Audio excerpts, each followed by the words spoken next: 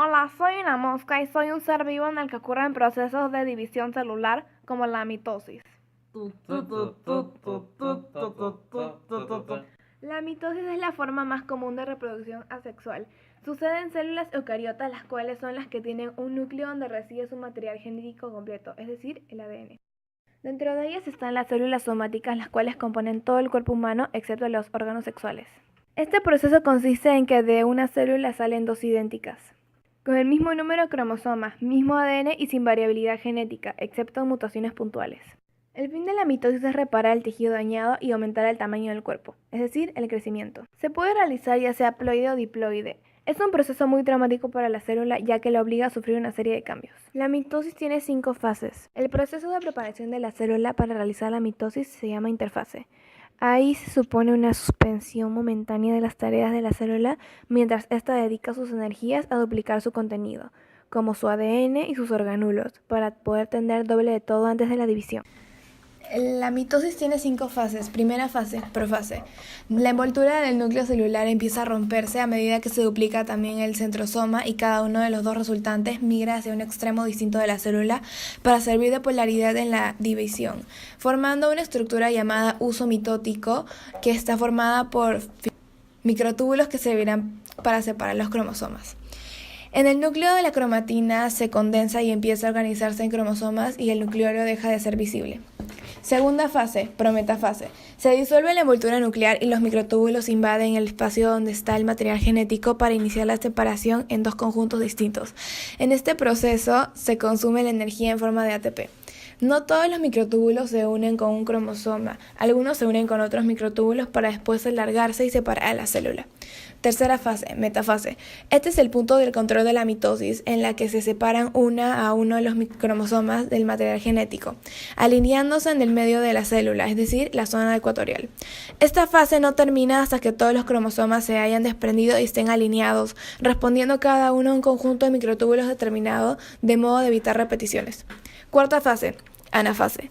Es la etapa crucial de la mitosis, pues los dos conjuntos cromosómicos inician su alejamiento y componen dos juegos enteros por separado. Esto ocurre gracias a la elongación de los microtúbulos que propician la separación, empujando el material genético y los centrosomas hacia polos opuestos de la célula, que empieza a expandirse por la presión.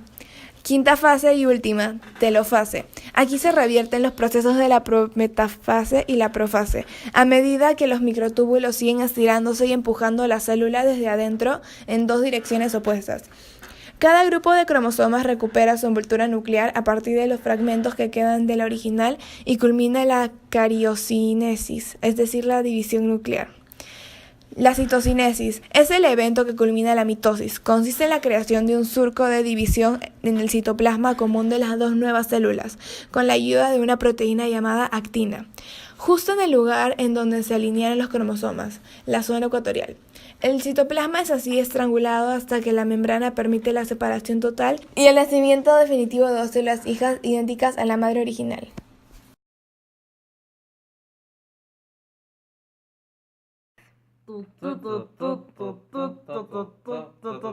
El único propósito de la meiosis es la reproducción de gametos o células sexuales. En el macho, espermatozoides, en la hembra, óvulos. La meiosis se divide en dos, la meiosis 1 y la meiosis 2. En la meiosis 1 se empieza con la interfase, donde se replica su ADN. En la profase 1, los cromosomas se condensan y aumentan en grosor. Los cromosomas se alinean con sus pares homólogos. Homólogos son de aproximadamente del mismo tamaño y tienen el mismo tipo de genes en los mismos lugares. Los nódulos sinaptonémicos obligan a los cromosomas homólogos a juntarse y son unidos porque a través de estos y durante el proceso de sobrecruzamiento o entrecruzamiento, cada cromosoma transfiere su información genética e la intercambia entre sí. Esto contribuye a la variabilidad.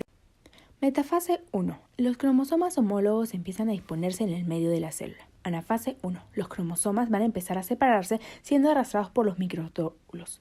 Los cromosomas homólogos se separan porque cuando las células se dividan que las dos células resultantes tengan cromosomas con información para todo. La célula se adelgaza por el centro alrededor de los dos nuevos núcleos. Se forma una membrana celular y se habrán formado al final dos células. Esta comienza con la profase 2. Primero los centriolos se duplican y las fibras del uso cromático, que son un conjunto de microtúbulos, empiezan a unirse a cada cromosoma por los cinetocoros. Metafase 2. Los cromosomas se alinean en el medio, en una única fila. Anafase 2. Los cromatídas se estiran desde lados opuestos hasta que se separan a ambos lados de la célula. Telafase 2. Al igual que en la primera meiosis, partimos la célula en dos, adelgazándola por el medio. Al final, las 4 células con las que terminamos serán todas distintas.